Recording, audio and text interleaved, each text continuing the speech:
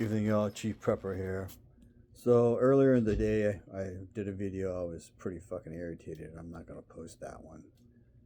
Uh, I talked to my wife to make sure I wasn't in left field for being like, the fuck is wrong with people?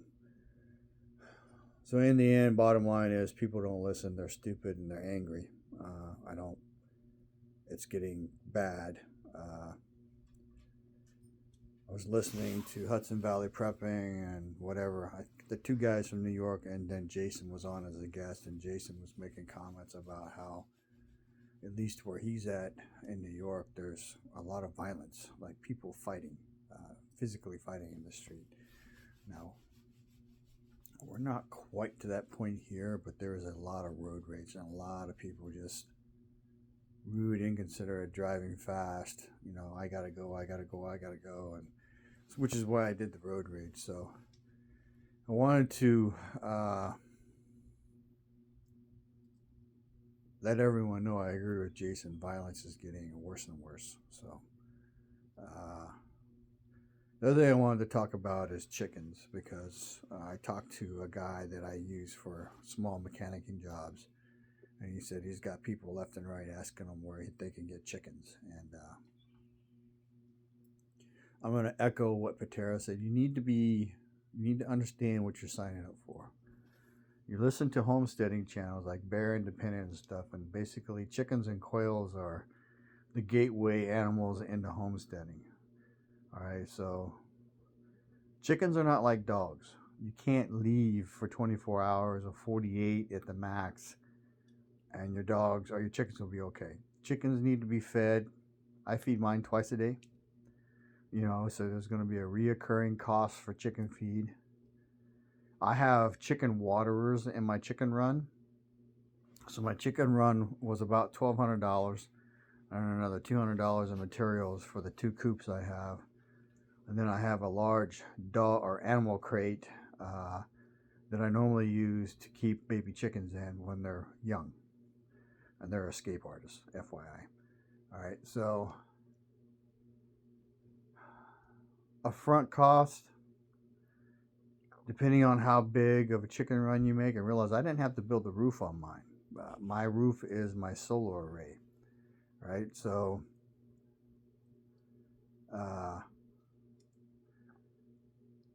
easily $1,600, right? And that was a screen door for me, two 4x4 posts, T50 posts, chicken wire at the wazoo. And you need to think about where you live. Even if you're in the city, you may get coyotes and foxes and skunks and raccoons and possums, because everybody loves fucking chickens. So the other thing is, you can't keep your chickens, you can't free range them, because hawks will come and they will eat your chickens till they're gone during the day. And then if your chickens are roosting in a tree, an owl will get your chickens. So the bottom line is this: unless you really want chickens, it's a money losing venture. But if you really want eggs, you have to decide what it's worth. All right, so right now my chickens are laying between, it's gone from 1 or 2 to 3 to 5. I'm getting between 7 and 8 eggs a day. So now, if the bottom drops out tomorrow, then I got a reoccurring source of protein. And I'll be honest with you, it's important to have that, but I'm not that big of an egg eater. I don't mind them. I actually like them, but I just don't cook them. So you need to do your research on the birds. Some are good layers, some are not. You need to understand they only have so many eggs in them, kind of like a woman. They run out of eggs and then they don't lay anymore. And then you're feeding chickens that aren't giving you any eggs, or you process them, and a lot of people can't or won't do that. So I have not done that yet because I don't know exactly how. I've seen some videos about it, but they don't do the gory step by step, if that makes any sense. So because I've got 3 or 4 very old hens. I got them in 2020, so they're nearing the end of their lifespan. The rooster is old too, but he is amazingly doing well, and he's the one that almost got killed by the other rooster. So, you need to be careful with heat lamps, like Patera says. You need to be careful with predators, and I have not cleaned my chicken run once because the chickens tend to crap in one place. So, it's a thing. Now, they're escape artists.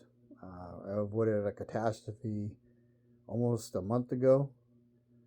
For whatever reason, I had the dogs locked in the house. Now, when I came home, the chickens were loose, most of them. And then I chased them back into the chicken run and then plugged the hole. Or I plugged the hole first and then chased them into the chicken run. So I used to let them out towards the end of last summer. However, I have a new dog, and I'm 99.9% sure she will eat the fucking chickens, right? She killed a possum. She kills rats. She pretty much kills anything in the yard. So make sure you understand what you're getting into. Make sure you're understanding the investment you're going to invest in. Like at the waters, I have 1 5-gallon and 4 3-gallon, or maybe 2-gallon. I don't know. They're smaller, and I fill them up during the wintertime once every 7 to 10 days. In the summertime, it's twice a week, and then feeding them morning and evening, and collecting the eggs when they're laying. All right, and then, snakes like chicken eggs. So if you're scared to death of snakes, then if you got eggs and it's warm, or it's spring, or it's summer, and it's early fall before they've gone the ground, one day you're going to walk into the chicken run and there's going to be a fucking snake in there. You will have a rodent problem. I'm fighting rats right now. I killed one last week, and I killed one this evening. The one this evening was on my front porch. I got 2 in outside storage by the front gate. I got some coming in, going in and out of my roof that I got to get. And rats are smart. They're to the point right now where they're not eating the poison. And I got some in the chicken run. So that's just the way it is. And I kill them when I get an opportunity to, and I'm getting ready to try to put out some more poison. When you do poison, though, you got to make sure your dogs don't eat them, because then your dogs will get sick and die. If you have dogs, and I have dogs that I love and care about, so it's a challenge. State of the world. Trump is raising hell, so to speak. And I'm pretty happy with everything he's doing. And that's probably going to mean life is going to get harder for me. What else? Watching Wakanda Forever, in case you don't know. The sound is muted. So we got tomorrow morning, or tonight, tomorrow morning, all day tomorrow night. We're supposed to start getting snow and ice. Saturday morning, I think they said possibly as far in the Sunday morning, but then Sunday we warm up to the 70s. So, having said that, I've said before, I hope you're prepped for the cold weather. I mean, it's a big deal. So,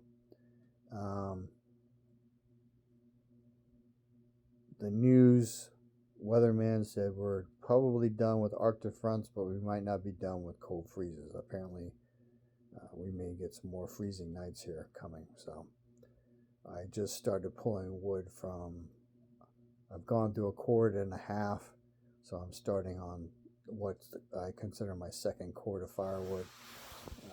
Depending on how cold it is, how long I burn the fire the next few days, I could easily go through another half cord of wood. So having 3 cords of firewood on hand was a good deal this year. So that's probably what I'm going to do. So right now it's still winter, going into spring soon.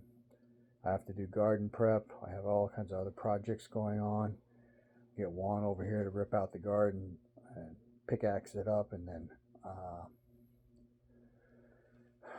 I got a few more things to do on the back porch, and then once that's done, clean it up, and then move on to the next big project. I think this year is going to be, I think I'm going to actually try to do the small house extension, which means once it stops freezing, I'll be able to build what I need to build and put the water heater in a different location, not very far from where it is, but like move it, the center of it, like 4 or 5 feet away from where it is.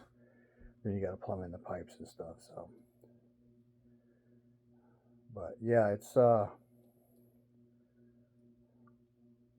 continue prepping. That's all I can say. Oh, the other thing is, I cleaned out my deep freezer. I am going to jump all over when I restock it with meat, with making sure that I rotate it. It made me sick today when I pulled out the pork, the chicken, and the beef, which was all in there from 2023, some 2022 stuff. So having said that, I'm still going to stock meat because that's something you need. But I think that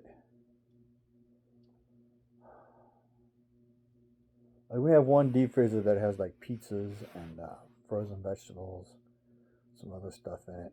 If you buy like bacon, prepackaged bacon, and you buy the prepackaged, like I know that the pork tenderloin that I kept that doesn't have freezer burn evidence on it, it's in a prepackaged bag, and then it's inside a Ziploc bag, 2 of them, so it didn't get damaged. But a lot of the other shit, it's freezer burned because I couldn't figure out how to pull it out and thaw it out and be able to cook it and eat it in a timely manner. So that made me sick, really. It's like a lot of money just went in the trash tonight.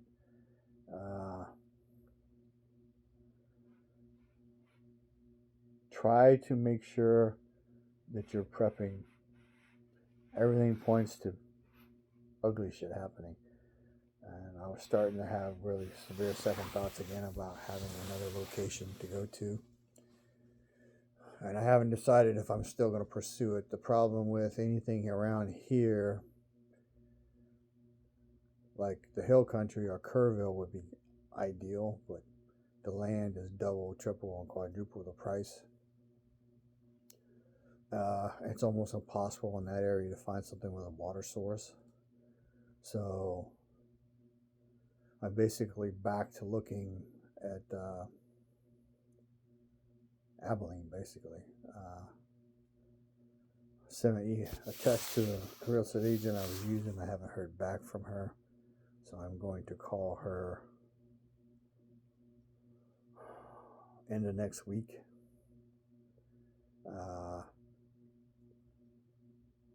Find out what it'll take for me to see those 2 pieces of land, and then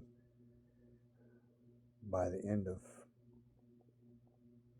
March I should be able to unload my car. Against better judgment, I'm probably going to unload my new muscle car, which will free up $1,400 a month, and then 3 or 4 more months after that, I can, depending on money, I can make another offer, or make an offer and see if I can buy a lake lot up there. It's half acre, so it's basically what I have here, but it's undeveloped, and I would have lake access. So I have ideas and plans for that I will share if it comes to fruition. So pushing 14 minutes.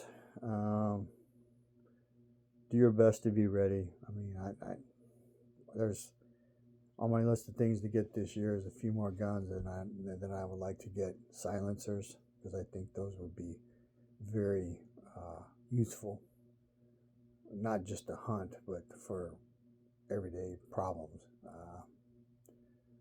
We've got 2 guns I still need to go shoot, but I need to get scopes for those. The trip to Abilene is really to see if I can find a source for constitutional silver, and then maybe a new cowboy hat. When I got hair like this, there's a silver belly up there, I can't wear when I got hair, and even the black one doesn't really fit well, so I've always been a silver belly guy. So I'm looking at getting a new one. I looked at a store during the week, but I didn't see any that I liked. So, having said that, keep getting ready. I may do a video sometime in the coming week. I may fortify my front door. I haven't decided if I'm going to do the back door. There's a way to fortify doors, but I mean, in the end, if somebody wants to get in, they're gonna. That's just the way that is. So, keep your ear to the ground. Something is afoot, if you know what I mean. It's like in the second Hobbit series where it's moving in the shadows, but it hasn't shown itself yet. So something's up. I mean, I'm not in the know. I can sense something's up. Information is knowledge and power. Live a little, prep a lot, shed a lot. G Prepper out.